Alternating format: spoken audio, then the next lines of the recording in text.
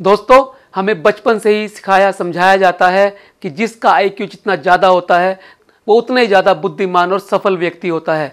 दोस्तों, लेकिन ये बात बहुत सारी बार गलत होते हुए देखी जा सकती है। इसका कारण ये है कि हमारे दिमाग के अंदर अलग अलग एरियाज होते हैं अलग अलग इंटेलिजेंस के लिए। मल्टीपल इंटेलिजेंस थ्योरी, शायद आपने इस थ्योरी के बारे में सुना होगा। इस थ्योरी के हिसाब से दिमाग में अलग अलग एरिया होते हैं अलग अलग किस्म की इंटेलिजेंस के, और ये इंटेलिजेंस 6 किस्म की होती है। आज हम इसी 6 किस्म की इंटेलिजेंस से पर्दा उठाने का काम करेंगे, और ये आइडियाज़, ये इंटेलिजेंस जिस किताब से मैंने ली है उस किताब का नाम है unlocking brilliance frame of minds, जिसे लिखा है होवार्ड गार्डनर ने। दोस्तों, बहुत ही शानदार किताब है। यदि आपका आईक्यू कम है और आप भी अपने जीवन में अपने क्षेत्र में एक्सीलेंस करना चाहते हैं तो आज की बुक समरी आपके लिए है। बने रहिए मेरे साथ इस वीडियो में।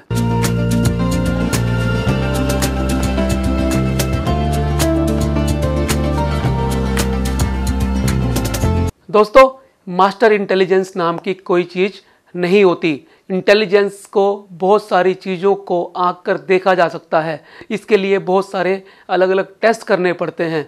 दोस्तों, आपने इमोशनल इंटेलिजेंस का नाम भी सुना होगा, आपने स्पिरिचुअल इंटेलिजेंस का नाम भी सुना होगा, जो आईक्यू से अलग होती हैं। एक स्टडी में ये पाया गया है एक व्यक्ति को बड़ी सफलता प्राप्त करने के लिए ईक्यू की मात्रा ज़्यादा चाहिए बजाय आईक्यू की। दोस्तों, होवार्ड गार्डनर ने किताब लिखी जिसका नाम है अनलॉकिंग ब्रिलियंस। दोस्तों, इस किताब के अंदर वो दिमाग के अलग अलग एरियाज के हिसाब से, अलग अलग फ्रेम ऑफ रेफरेंस के हिसाब से अलग अलग इंटेलिजेंस के बारे में बताते हैं, जिसे वो मल्टीपल इंटेलिजेंस थ्योरी कहते हैं। दोस्तों, इस थ्योरी के हिसाब से मनुष्यों के पास 6 किस्म की इंटेलिजेंस होती है। हर व्यक्ति के पास कोई ना कोई इंटेलिजेंस ज़्यादा होती है जिसे हम उसकी यूएसपी कह सकते हैं। दोस्तों, इसी इंटेलिजेंस के आधार पर वो अपने जीवन में और अपने क्षेत्र में एक्सेल कर सकता है। हमें सिर्फ उस एक्सीलेंस को पहचानने की जरूरत है कि कोई व्यक्ति किस विषय में इंटेलिजेंस रखता है, किस विषय में अपने आप को एक्सेल लेवल तक ले जा सकता है। तो दोस्तों, चलिए चलते हैं इस किताब के शानदार सफर पर और जानते हैं वो 6 किस्म की इंटेलिजेंस कौन सी हैं। पहले किस्म की इंटेलिजेंस लिंग्विस्टिक इंटेलिजेंस। दोस्तों, लिंग्विस्टिक इंटेलिजेंस हर बच्चे के अंदर जन्म से ही विद्यमान होती है। इसी इंटेलिजेंस के हिसाब से ही बच्चा बोलना सीखता है, एक्शन करना सीखता है।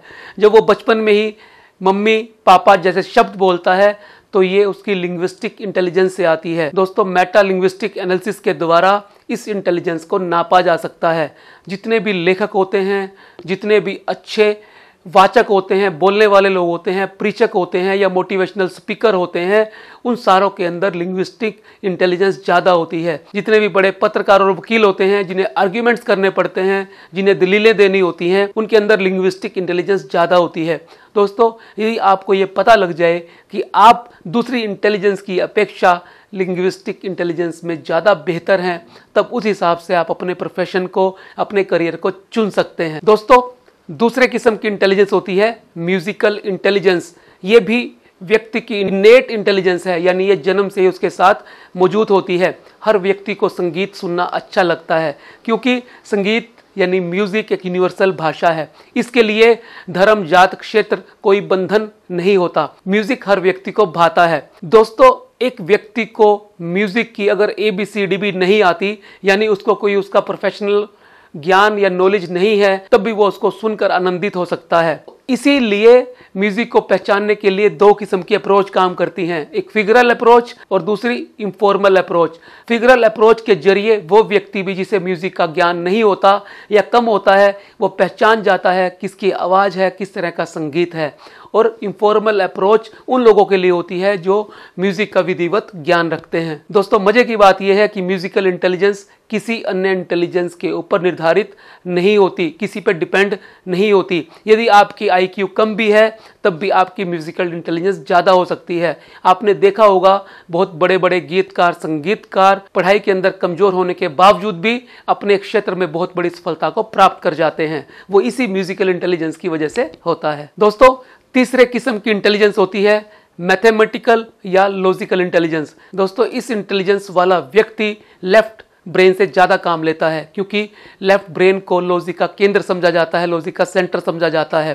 दोस्तों, जिस व्यक्ति के अंदर मैथमेटिकल इंटेलिजेंस ज़्यादा होती है वो चीज़ों के साथ कनेक्ट करना जल्दी सीख जाते हैं, वो हर चीज़ के अंदर लॉजिक ढूंढते हैं, वो हर चीज़ के अंदर नेटवर्क बनाना सीखते हैं और वो हर चीज़ के साथ इंटरेक्ट करते हैं। वो जिज्ञासु किस्म के होते हैं, हर चीज़ के अंदर रैशनैलिटी ढूंढते हैं। इस तरह के लोग ज़्यादातर मैथमेटिशियन या साइंटिस्ट बनते हैं। दोस्तों, चौथे किस्म की इंटेलिजेंस होती है स्पेशल इंटेलिजेंस।